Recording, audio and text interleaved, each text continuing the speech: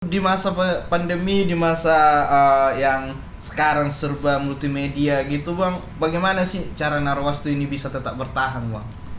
Jadi ini sebenarnya jadi buka dapur ya, tapi tidak apa-apa lah. Boleh dong, harus Ya. bongkar semua dong. Mungkin pernah dengar namanya gereja Mormon ya, atau Iya. gereja Yesus Kristus Tuhan, yang selama ini bagi kelompok tertentu dianggap ini aliran sesat. Tapi ternyata ketika kita masuk Check the mic and make sure it sound right, boys.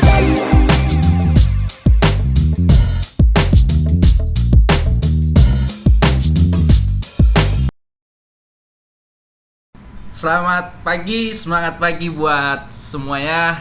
Kembali lagi bersama kami MK Official dengan saya Jeki Munte di podcast kita kali ini. Bersama ini kita akan mengupas tuntas seorang tokoh jurnalis yang sudah tidak asing lagi, Bapak Jondro I Munte, sarjana sosial, kelahiran 48 tahun yang lalu di Dolok Sanggul, tepatnya Kabupaten Humbang Hasundutan. Saat ini merupakan pimpinan umum, pimpinan redaksi majalah Kristiani Narwastu. Lulusan Institut Ilmu Sosial dan Ilmu Politik IISIP Jakarta ini pernah meraih penghargaan jurnalis muda motivator 2009. Luar biasa. Pilihan Majelis Pers Indonesia. Ini salah satu penghargaan yang sangat bergengsi menurut saya.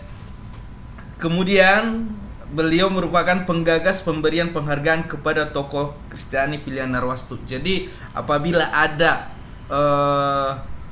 penghargaan kepada tokoh Kristiani dari redaksi Narwastu, beliau adalah salah satu penggagasnya. Merupakan salah satu pembina Perkumpulan Media Kristiani Indonesia atau Perwanki. Wah, aktif juga, sering ngebina berarti. Ya, selanjutnya salah satu penasihat Forjuba, Forum Jurnalis Batak Indonesia. Aktif di gereja, aktif di Batak, semuanya aktif di segala lini di jurnalis, sangat aktif. Oke, tapi sebelum itu, Bang. Oke. Katakan semua, bongkar semua, tuntaskan semua. Jadi apa kabar bang? baik ya. Salam sehat bang. Salam sehat ya, horas ya. Horas. Shalom, assalamualaikum warahmatullahi wabarakatuh. Waalaikumsalam. Oke bang, langsung aja bang. Ini sebagai pimpinan umum Narwastu bang, apa sih sebenarnya masalah Narwastu ini bang? Ini majalah Kristiani Narwastu dari lintas gereja ya. Jadi kita tidak hanya memberitakan atau mempublikasikan dari satu sinode atau satu gereja, tapi ini lintas gereja. Jadi yang namanya komunitas dari PGLI, PGI, KWI, PGPI dan aras-aras gereja yang lain itu ini menjadi mitra kita untuk menyuarakan persoalan-persoalan atau aspirasi dari umat Kristiani. Jadi majalah Kristiani ini sudah ada sejak tahun 1994 yang lalu, tapi beberapa kali manajemennya berubah dan saya menjadi pemimpin umum sejak tahun 2010 merangkap pemimpin redaksi.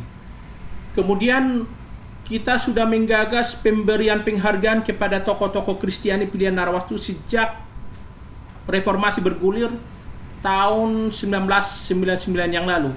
Waktu itu kita lihat ada banyak tokoh Kristiani yang Pancasilais dan peduli pada persoalan gereja dan masyarakat yang kita anggap menginspirasi, memotivasi dan peduli pada persoalan kebangsaan. Itulah yang kita tokohkan, tentu yang pernah kita publikasikan di Narwastu. Jadi majalah Narwastu ini terbit juga secara online, juga secara cetak. Begitu. Jadi di masa pandemi, di masa yang sekarang serba multimedia gitu bang, bagaimana sih cara Narwastu ini bisa tetap bertahan bang? Jadi ini sebenarnya jadi buka dapur ya, tapi tidak apa-apa lah. Boleh dong, harus Ya. bongkar semua dong bang. Media cetak ini tidak mudah menerbitkannya ya. Kita tahu saat ini media cetak banyak yang berguguran, tidak usah jauh-jauh. Koran sekelebar Suara Pembaruan, Sinar Harapan pun tidak terbit lagi. Dan ada beberapa media Kristiani juga sudah tidak terbit karena terpaan dari ekonomi di masa pandemi COVID-19. Tapi puji Tuhan, kami dengan segala kerendahan hati menyampaikan ini karena kemurahan Tuhan saja, sehingga kita bisa menerbitkan media cetak. Kita tahu untuk menerbitkan media cetak itu tidak mudah. Biayanya banyak, belum lagi operasional kantor, bulanan dan segala macam. Tapi puji Tuhan, dengan kepercayaan dari para mitra kita, dari para sahabat kita, kita bisa tetap bertahan, bisa eksis terus, mulai dari pandemi sejak Maret 2020 yang lalu hingga sekarang, tetap kita eksis. Kita ingin memberikan pencerahan, edukasi, literasi, dan memberikan informasi yang positif yang bisa membangkitkan iman kepada masyarakat Bajak, khususnya umat Kristiani. Walaupun memang kita tidak menutup kemungkinan umat lainnya pun ada yang menyimak majalah kita di luar sana. Oke Bang, jadi kan ini Bang, ini majalah Narwastu ini seluruh Indonesia dan seluruh sinode. Maaf nih Bang ya, maaf nih. Apakah itu majalah Narwastu ini ada ditompangi oleh aktor-aktor politik agar nge-frame seorang tokoh agar terlihat baik seperti itu Bang? Jadi begini, namanya media itu kan punya fungsi memberikan informasi, memberikan gagasan, pendidikan, hiburan, termasuk sebagai kontrol sosial. Ya, di masa reformasi ini fungsi media itu luar biasa ya. Bagaimana mengangkat yang tidak terlihat jadi terangkat. Mengangkat yang selama ini katakanlah tidak pernah diketahui banyak orang, akhirnya diketahui.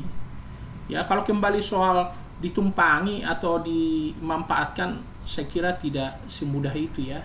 Kita pun menseleksi setiap orang yang akan masuk atau dipublikasikan Narwastu. Yang penting gini, narasumber yang kita masukkan ke majalah itu tentu dia harus punya jiwa sosial, pro pada kerakyatan lah. Jadi misalnya ada calon bupati atau katakanlah calon wali kota atau calon gubernur atau bahkan caleg yang mau kita angkat, ya kita juga harus pertimbangkan ini mereka ini pro rakyat tidak. Ya walaupun kita tahu tidak ada manusia yang sempurna, tapi kita selalu berupaya yang kita tampilkan itu adalah yang pro rakyat, berjiwa Kristiani, dan pro sosial. Berarti selama ini itu dilakukan tiap tahun. Kira-kira Bang, ada nggak kendala yang misalnya nih ada toko nih, tapi tidak sesuai dengan kemampuan yang Narwastu sudah tetapkan nih Bang. Jadi dia pengen dia di frame jadi bagus seperti itu Bang. Ditolak nggak itu Bang? Jadi ketika kita memberitakan seseorang, tentu ada pertimbangan yang harus kita lakukan. Pertama, jejak rekamnya kita harus ikuti. Apa yang sudah dilakukan. Tentu ada di sini pendapat dari pihak lain yang kita tanya. Katakanlah untuk mengangkat figur seseorang, ya, apalagi sampai ditokohkan seseorang itu menjadi tokoh Kristiani, kita harus tanya dulu beberapa orang yang dekat dengan dia atau komunitas dia, ini beliau ini bagaimana kiprahnya, apa yang sudah dibuat untuk masyarakat. Jadi tokoh itu minimal punya pengaruh, berbuat tidak untuk masyarakat, punya karya nyata enggak. Kemudian apakah yang sudah dilakukan itu pro sosial dan seorang nasionalis. Dan kalau bisa dia itu harus seorang yang Pancasilais, yang selalu berupaya untuk menegakkan NKRI ini sesuai dengan harapan atau cita-cita dari pendiri bangsa kita. Tak heran berarti Narwastu bisa berjalan udah berumur hampir puluhan tahun seperti ini Bang ya. Ternyata seleksinya ketat juga untuk masuk Narwastu nih Bang. Berarti orang seperti saya belum cocok ya Bang ya, harus berkarya dulu Bang ya. Jadi kita berupaya membuat majalah Narwastu ini menjadi rumah bersama umat Kristiani.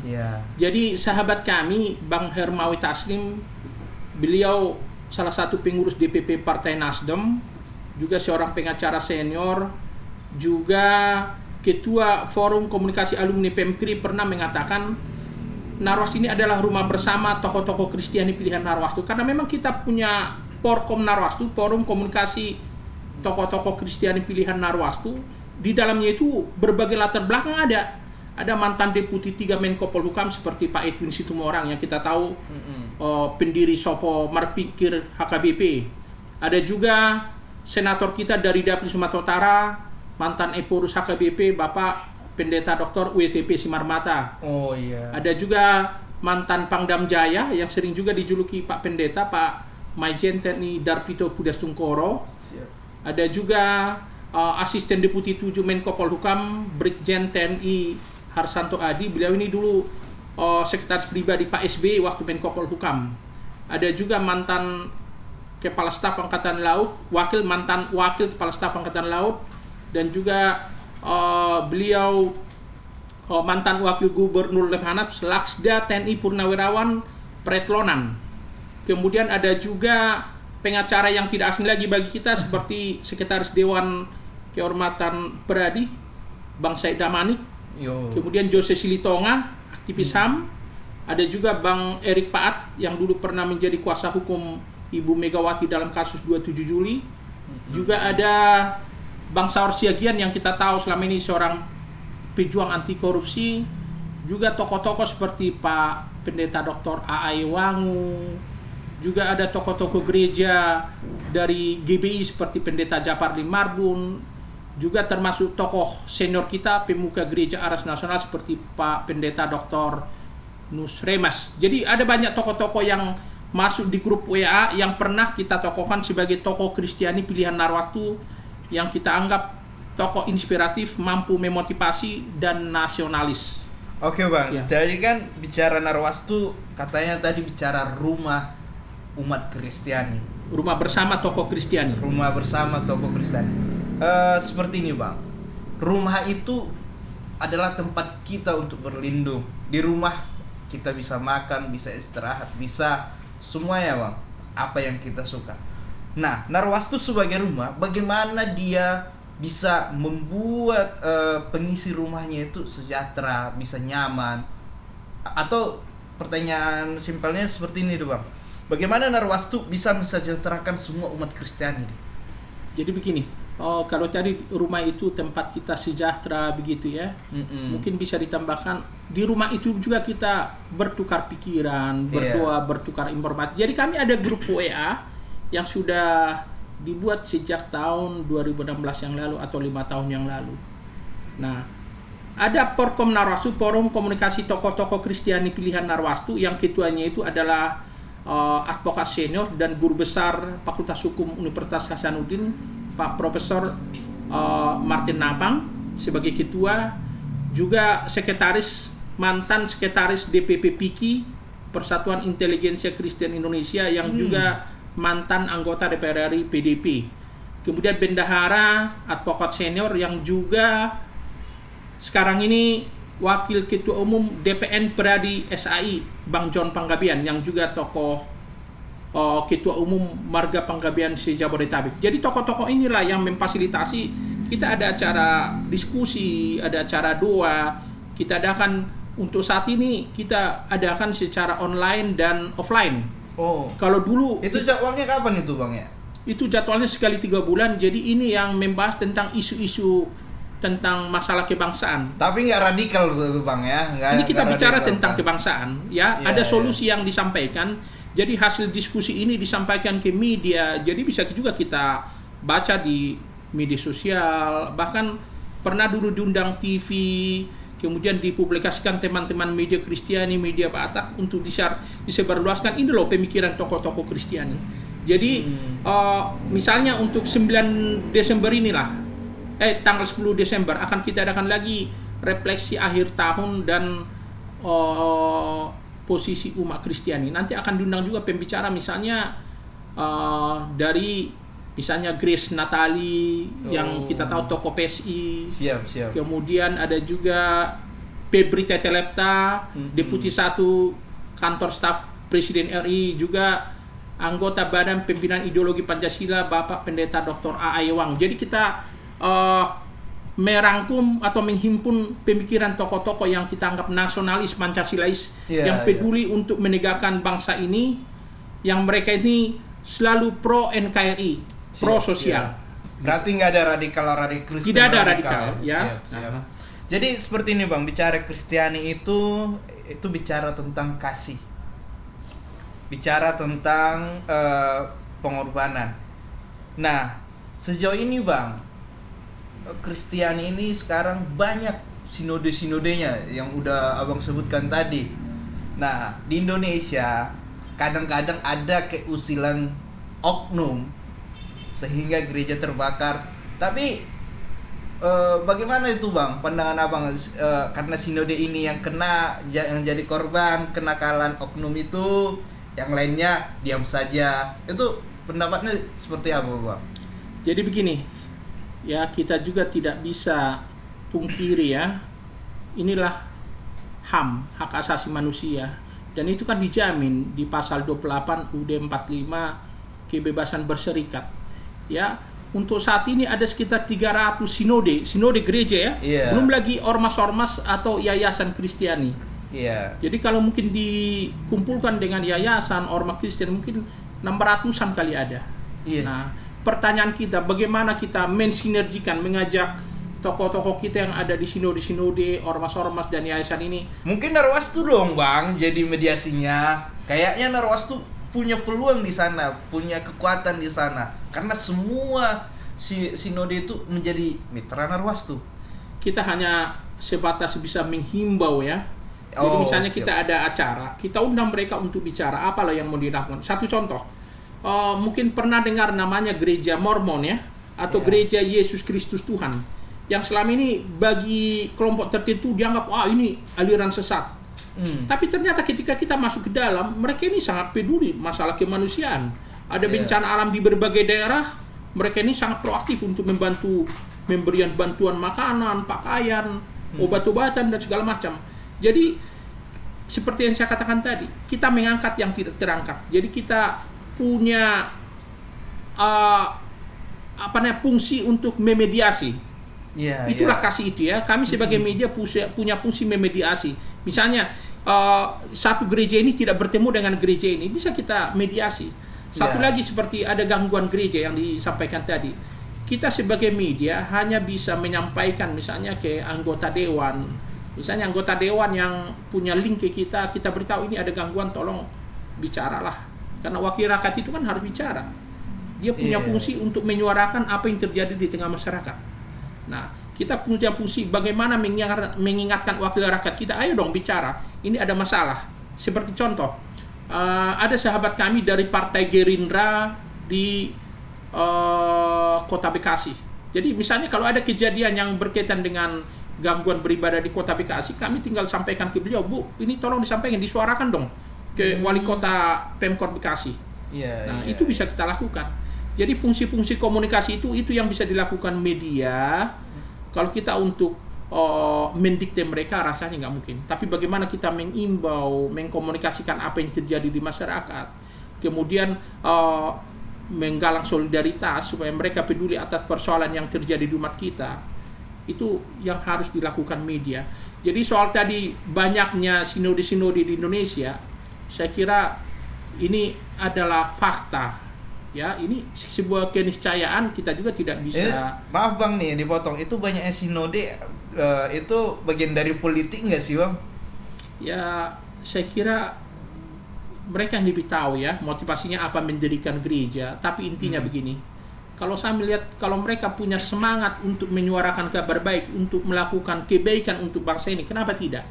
Tapi ya, jangan pula kita ini di negara kita yang majemuk Indonesia ini hidup eksklusif. Harus kita terbuka.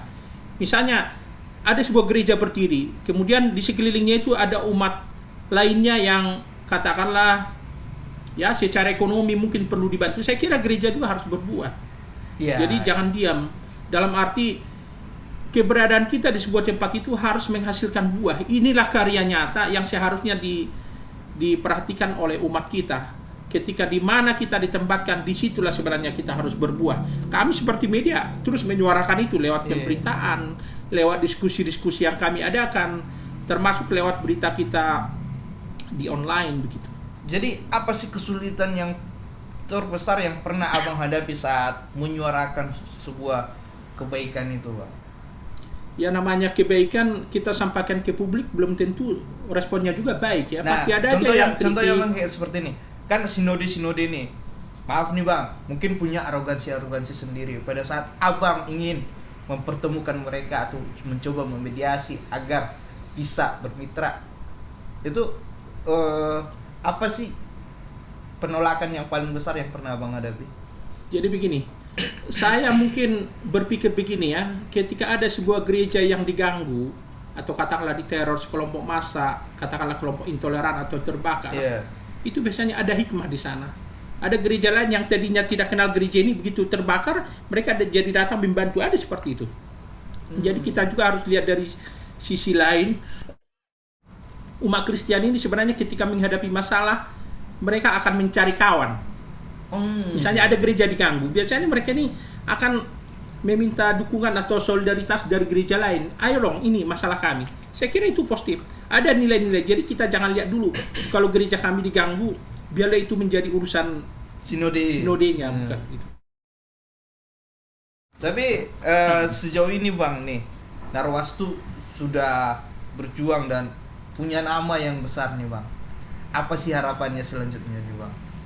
Ya kalau harapannya seperti yang tadi kami sampaikan ya, kita punya tagline itu menyuarakan kabar baik. Ketika kabar baik itu kita suarakan, biarlah setiap orang punya paradigma atau mindset bagaimana kita membangun bangsa ini supaya hidup rukun, damai, dan sejahtera. Apalagi saat ini, apa musuh bersama kita? Intoleran, bahaya terorisme, narkoba, kemudian jual beli manusia, kemudian penyakit sosial lainnya seperti kriminalitas. Ya kita jangan gaungkan lagi lah hal-hal seperti ini. Tapi mari kita gaungkan, mari kita bangun bersama Indonesia untuk Indonesia sejahtera. Kita dukung Pak Jokowi. Pak Jokowi ini orang baik. Ya, kita butuh orang-orang seperti ini untuk membangun Indonesia yang lebih baik, lebih sejahtera, ya, tanpa membeda-bedakan suku. Memang Pak Jokowi tetap sebagai manusia ada kekurangan, tapi orang-orang seperti ini saya kira anugerah Tuhan, harus kita doakan, harus kita dukung. Oke Bang, itu kan bicara intoleran kayak gitu kan. Kita jangan menyuarakan itu. Menurut Abang lah, gimana caranya mengatasi intoleran ini? Dan kenapa intoleran itu bisa ada?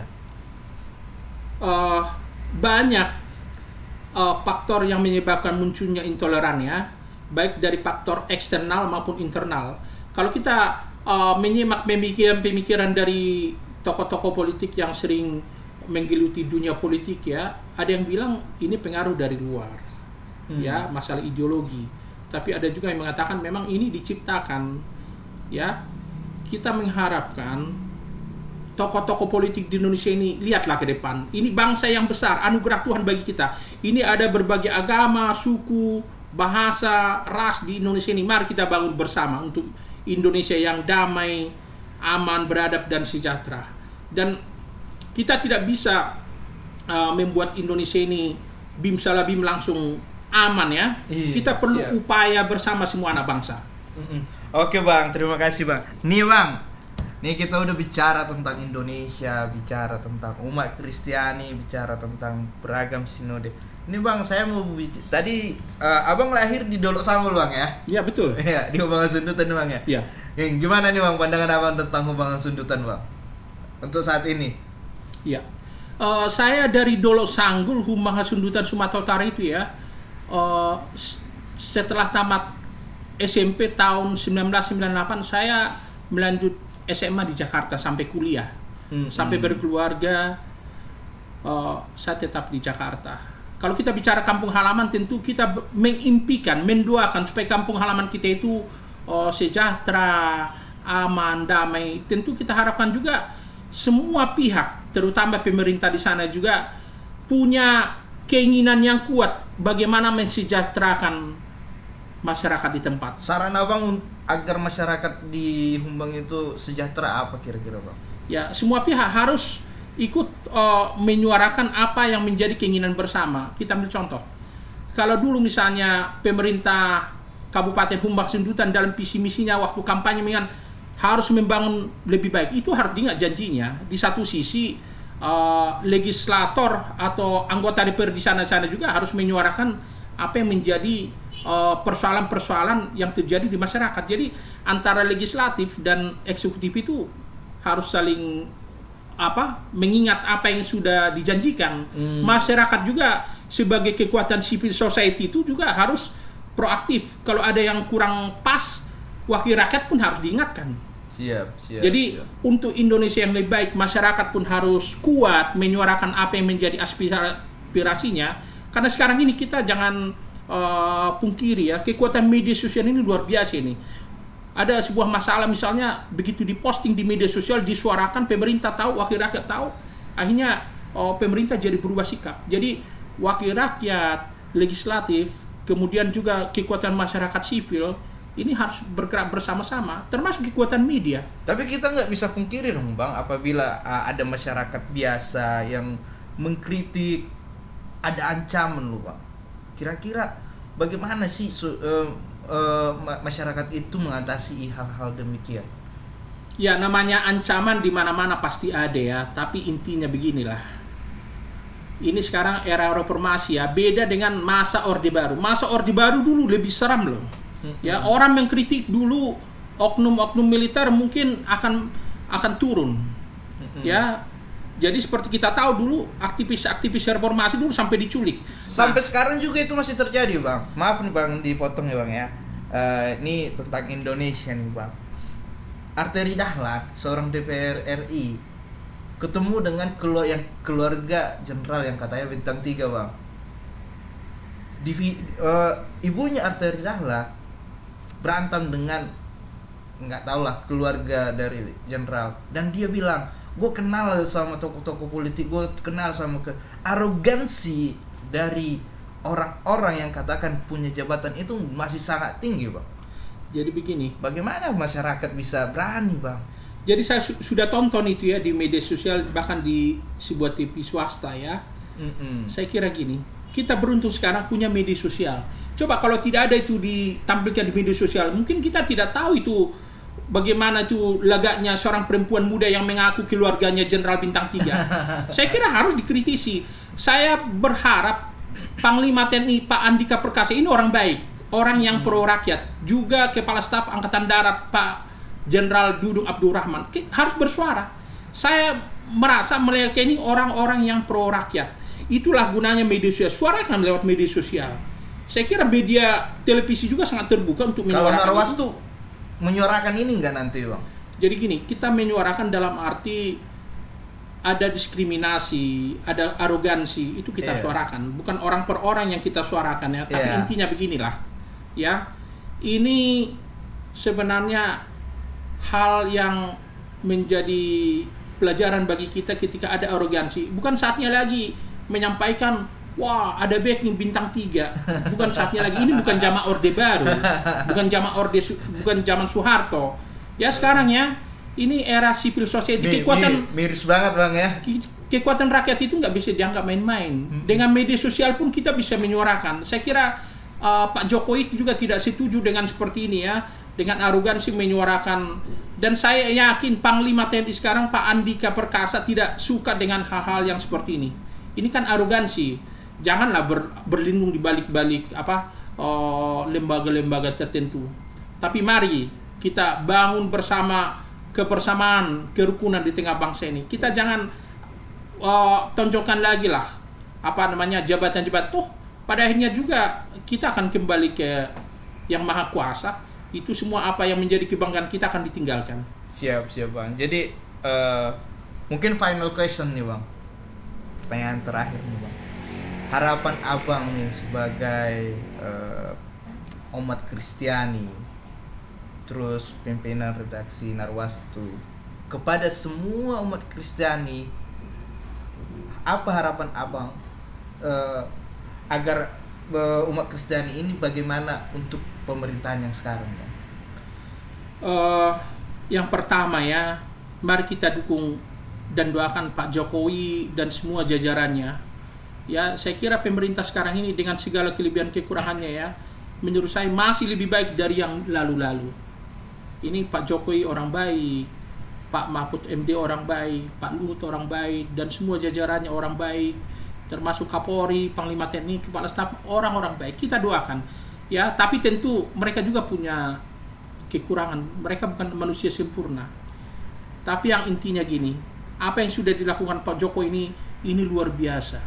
Di tengah masa pandemi COVID-19 ini, negara kita mendapat apresiasi dan pujian dari negara-negara besar dan tokoh-tokoh dunia loh.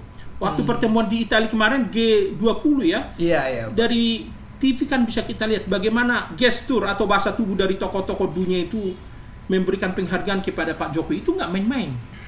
Jadi artinya ke depan, apalagi kita mau menyongsong Natal dan Tahun Baru, marilah kita patuhi kebijakan-kebijakan pemerintah, apalagi seperti menjelang Natal ini kan kita disebut lagi benar. ini PPKM sampai Tahun Baru tanggal 2 katanya akan diberlakukan. Tapi saya kira kita muncul lagi Bang PPKM level 3 Bang.